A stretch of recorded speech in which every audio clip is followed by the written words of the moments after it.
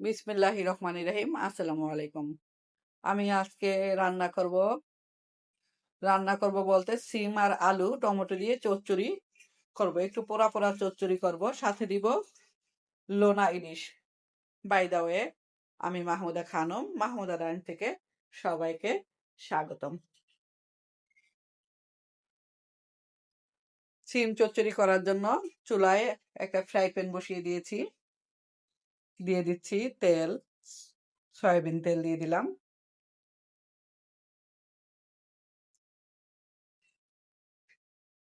দিয়ে দিচ্ছি রসুন আর পেঁয়াজ। রসুনের কোয়াগুলো একটু পুতার সাহায্যে থেতো করে নিয়েছি। থেতো করা রসুন দিয়ে দিলাম।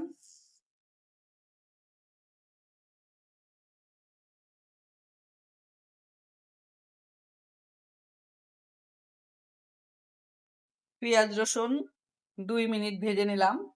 এখন দিয়ে দিচ্ছি সিম।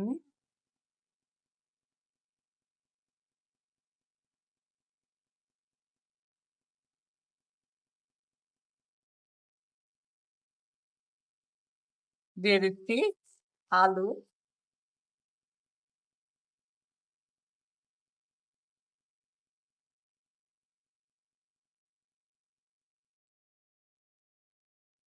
দিয়ে দিচ্ছি মরিচের গুঁড়া। মরিচের গুঁড়া দিয়ে দিলাম। দিয়ে দিচ্ছি হলুদের গুঁড়া।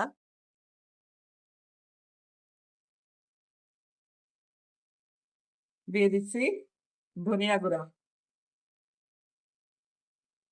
লবণ দিব না, কারণ লোনা ইলিশ দিব, লোনা ইলিশে যথেষ্ট লবণ রয়েছে। ঢাকনা দিয়ে ঢেকে উল্টিয়ে পাল্টিয়ে সিম আলু কিছুক্ষণ কষিয়ে নিব। ঢাকনা দিয়ে ঢেকে নেড়ে চেড়ে কষিয়ে নিলাম। এ পর্যায়ে দিয়ে দিচ্ছি পানি। এর সাথে অ্যাড করছি এডিশনাল ফিল্টার করা পানি।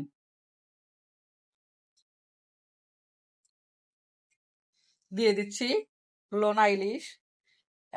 আলাদা করে কোনো লবণ দেইনি, কারণ লোনা ইলিশে প্রচুর লবণ আছে, তাই জন্য এক্সট্রা কোনো লবণ দিতে হয়নি।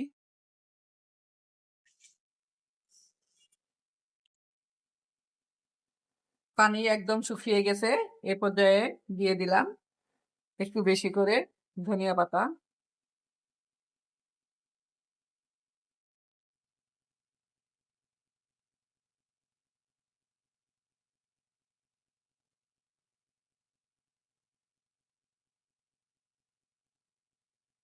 ধনিয়া পাতা দেওয়ার পর একটু নেড়ে চেড়ে দিব।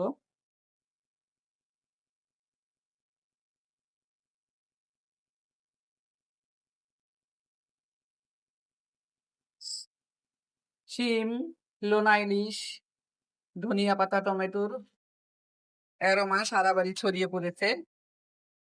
এরকম একটা সিম চচ্চড়ি হলে ভাত খাওয়ার জন্য আর বেশি কিছু প্রয়োজন হয় না।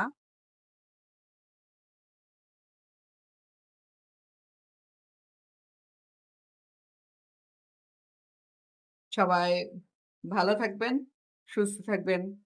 ফিরে আসবো নতুন কোনো রেসিপি নিয়ে। আল্লাহ হাফেজ। আসসালামু আলাইকুম।